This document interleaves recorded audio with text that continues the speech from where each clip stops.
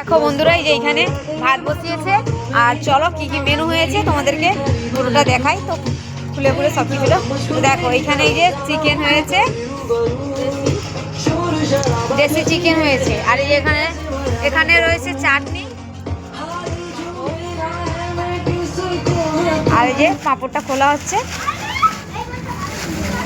এই যে দেখো এইখানে হচ্ছে আলুর পাঁপড়,